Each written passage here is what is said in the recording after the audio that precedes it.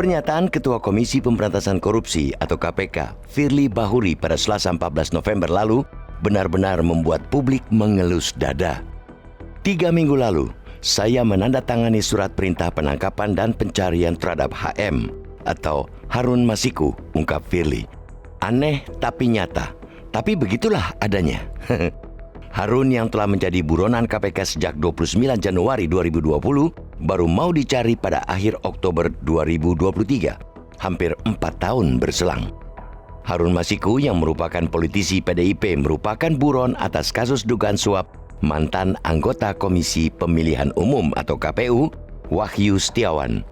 Ia ditetapkan sebagai tersangka atas kasus tersebut sejak 2020, namun hingga saat ini tak kunjung ditangkap. Entah apa yang dilakukan KPK selama 3 tahun lebih sehingga baru mengeluarkan surat penangkapan dan pencarian Harun. Kesabaran masyarakat yang sudah tipis kembali diuji KPK. Diduga kuat, pernyataan Firly itu erat kaitannya dengan kasus dugaan pemerasan yang tengah menjeratnya dan kini tengah ditangani Polda Metro Jaya.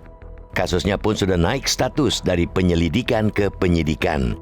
2 rumah yang kerap disinggahi Firly juga sudah digeledah polisi. Sudah 2 kali Firly tak memenuhi panggilan pemeriksaan penyidik Polda.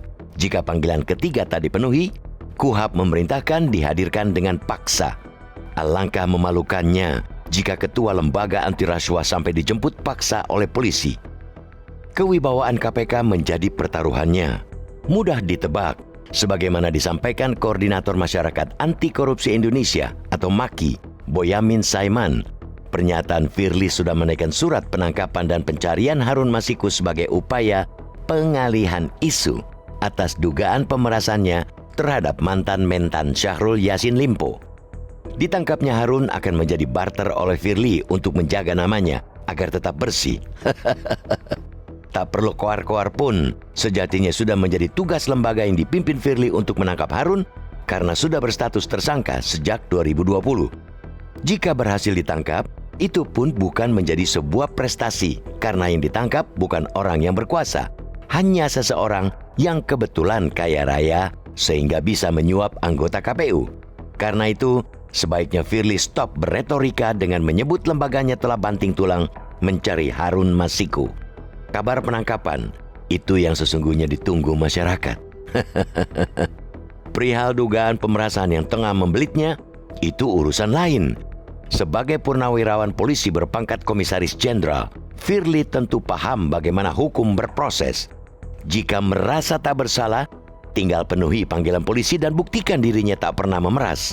Sederhana sekali. Pengumuman telat rencana menangkap Harun Masiku dan dugaan pemerasan oleh Firly sungguh telah menguras energi negara ini.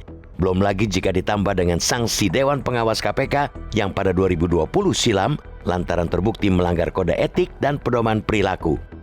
Ia mendapat teguran tertulis karena menerima fasilitas helikopter dari sebuah perusahaan swasta untuk keperluan ziarah ke makam keluarga.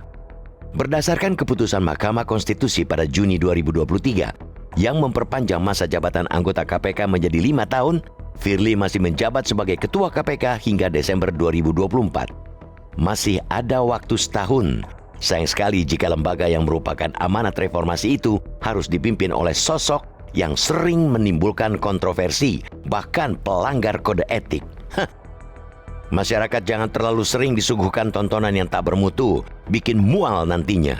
Mundurnya Lili Pintauli Siregar pada 2022 lalu dari kursi pimpinan KPK dapat menjadi contoh yang baik bagi Firly untuk ditiru. Ketimbang bolak-balik mesti menjalani sidang etik Dewan Pengawas KPK karena perilakunya, Lili memilih mundur dari jabatan untuk menjaga kehormatannya dari rasa malu. Firly mencoba menekan Polda Metro Jaya yang memeriksanya dalam kasus pemerasan dengan melemparkan pernyataan bahwa ex-deputi penindakan dan eksekusi KPK yang kini menjadi Kapolda Metro Jaya Irjen tak memproses aduan masyarakat ke lembaga anti rasuah. Pengaduan itu terkait dengan penyelewengan pengadaan sapi di Kementerian Pertanian pada 2021. Sungguh, sikap yang tak elok dari seorang punggawa pemberantasan korupsi dengan memainkan politik sandera. Hadapi saja pemeriksaan di Polda Metro Jaya secara jantan. Kalau Anda bersih, kenapa risih diperiksa Korps Bayangkara? Sudahlah, Firly. Hah. Jelajahi cara baru mendapatkan informasi. Download Metro TV Extend sekarang.